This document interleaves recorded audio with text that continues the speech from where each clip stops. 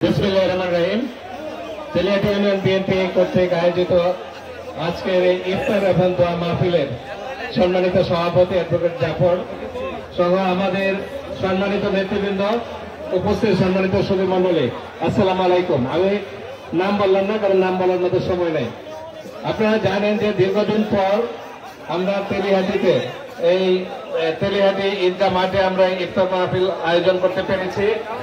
এই আয়োজনের মাধ্যমে আমি মনে করি যে শুধু তেলিহাটি নয়, সারা উপজেলা এবং পৌর এলাকার আমাদের বিএনপি নেতাকর্মী উপস্থিত হয়েছেন, এবং আমাদের বাহালগড়ের যে নেতা এসেছেন, জেলার পর্যায়ে আমাদের নেতারা এসেছেন, যুব দল, ছাত্র দল, স্বেচ্ছাসেবক দল, কৃষক দল, শ্রমিক দল, সর্বপর্যায়ের নেতা।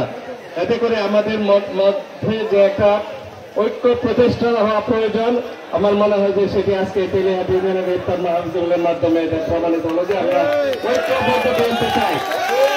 আমি শুধু বলতে চাই, আমাদের সাবেক সভাপতি আলু সিরাজুল কায়েদ যে কথাটি বলছেন যে আপনারা আমাদের ভারপ্রাপ্ত চেয়ারম্যান, আগামী দিনে আমরা যাকে মনে করি যিনি এই দেশের দায়িত্ব নেবেন এবং আমার দলের দায়িত্ব নেবেন, তার বক্তব্য অনুসরণ করার জন্য আমাদের সাবেক সভাপতি সাহেব বলেছেন। এটি অত্যন্ত গুরুত্বপূর্ণ।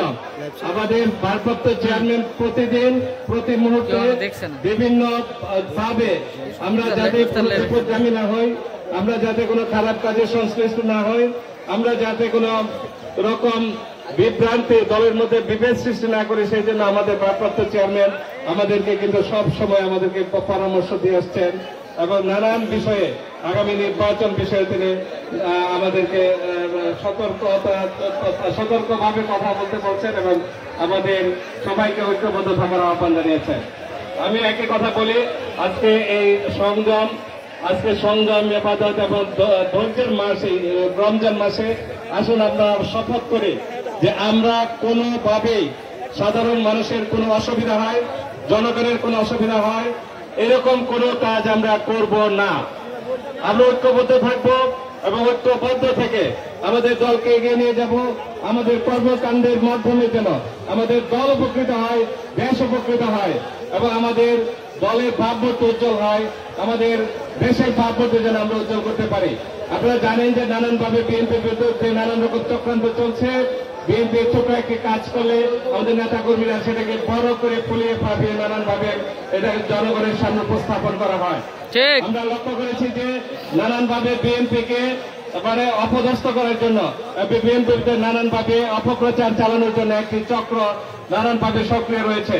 সেই ব্যাপারে আপনারা সবাই সচেতন থাকবেন এবং কোনো অবস্থাতেই আমরা নিজেদেরকে কোন রকম অবৈধ কোনো খারাপ কাজে আমরা আমাদেরকে সম্পৃক্ত করব না।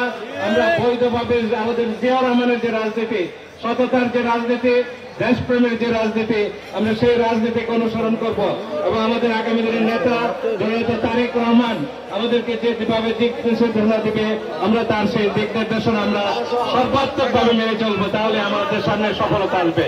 আমার বক্তব্য দীর্ঘায়িত করতে চাই না। আমি আপনাদের সকলের কাছে আমাদের নেতা যিনি বিদেশে চিকিৎসাধীন আছেন তার জন্য দোয়া চেয়ে, অবশ্যই প্রেসিডেন্ট জিয়া রহমানের জন্য দোয়া চেয়ে এবং মরহুম আরাফাত রহমান কোকোর জন্য দোয়া চেয়ে এবং আমাদের আগামী রাষ্ট্রনায়ক জনতা তারেক রহমানের জন্য দোয়া চেয়ে আমার বক্তব্য শেষ করছি। সবাইকে ধন্যবাদ। আসসালামু আলাইকুম।